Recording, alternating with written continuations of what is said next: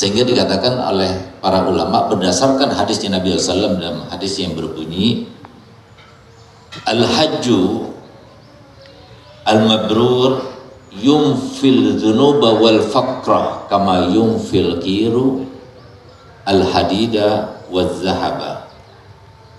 Jadi yang namanya haji yang mabrur itu diantara fungsinya itu menghilangkan dosa dan menghilangkan kefakiran. Di antara sebab-sebab orang itu menjadi orang kaya itu adalah melaksanakan ibadah haji dan ibadah umroh. Lalu kemudian kalau seumpama kita sudah berniat, sudah mendaftarkan diri, tapi kita dapat kuotanya itu masih lama, nunggu sampai 15 tahun, 20 tahun dan lain sebagainya. Apakah kita berkewajiban untuk melaksanakan ibadah haji? Karena sudah, kalau haji kapan saja? Dua-duanya itu gimana hukumnya? Dua-duanya itu hukumnya wajib. Haji wajib, umrah juga wajib. Ada sebagian ulama yang mengatakan umrah itu hukumnya sunnah, tapi yang wajib haji. Tapi yang utama tidak. Haji dan umrah sama-sama wajibnya.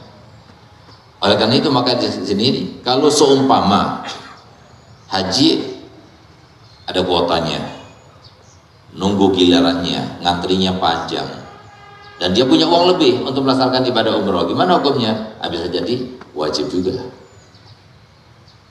Nah, oleh karena itu maka nanti kalau seumpama umrohnya itu termasuk umroh yang fardu, umroh yang wajib, umrohul Islam namanya, maka hendaknya diniati seperti itu. Jangan diniati yang penting anak berangkat dulu, haji sudah daftar tapi belum ada panggilan karena masih ngantri, udah yang penting berangkat dulu karena saya ingin tahu gimana sih Mekah dan Madinah. Jangan sampai niat seperti itu, tapi niatnya betul-betul untuk melaksanakan umroh Islam, umroh yang wajib itu.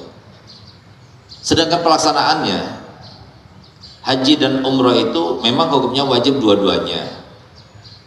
Dan umroh dan haji itu pelaksanaannya ada beberapa macam. Yang pertama dengan mufradah, yang kedua dengan haji tamattu, ada haji qiran, ada haji ifrad.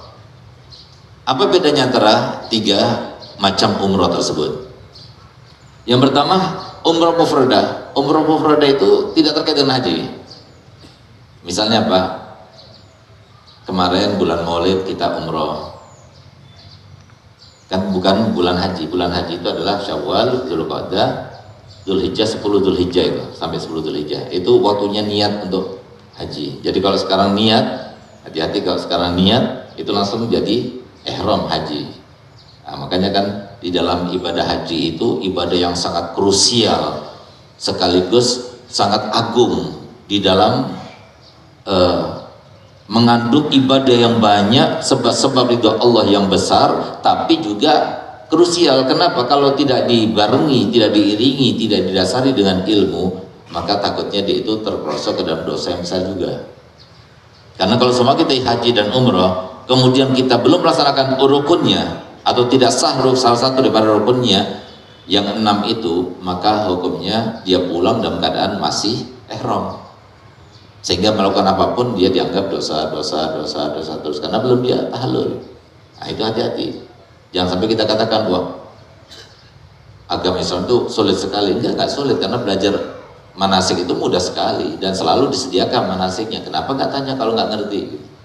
Nah, jadi harus pahami betul ya. Jadi kalau manasik haji dan umrah itu hukumnya wajib untuk diketahui secara mendetail supaya tidak terjerumus ke dalam ibadah yang salah. Jangan sampai kita katakan, loh masa kita beribadah kemudian Allah menyiksa kita? Maka dijawab oleh para ulama, kalau semua ada perkataan semacam itu, Allah tidak menyiksa karena ibadah kita, tapi Allah menyiksa karena kita tidak sesuai dengan anjurannya. Ibadah itu ada aturannya. Kalau aturannya itu dilaksanakan, maka ibadahnya tidak sah. Nah, oleh karenanya maka pahami betul bahwasanya haji dan umroh adalah dua ibadah, dua macam ibadah yang perlu dengan ilmu. Harus dasari dengan ilmu. Bedakan antara rukunnya, wajibnya, dan sunnahnya. Kalau semua melaksanakan rukun tidak sah, bagaimana hukumnya? Harus tahu dia. Harus dia itu melaksanakan. Nggak bisa diganti dengan dam, itu nggak bisa. Tapi kalau wajib, sah hukum hajinya. Tapi dia wajib membayar dam. Tapi kalau sunnah ditinggal pun juga tidak apa-apa. Dan semoga tidak ada seorang pun yang ada di sini kecuali yang belum haji ditakdirkan Allah Ta'ala untuk melaksanakan ibadah haji dan umrah. Dan yang sudah haji dan umrah, semoga Allah panggil kembali sehingga kita insya Allah bisa melaksanakan ibadah haji dan umrah. Amin ya rabbal alamin. Nah, itu namanya mufradah, umrah sendiri. Kemudian ada yang namanya haji tamattu.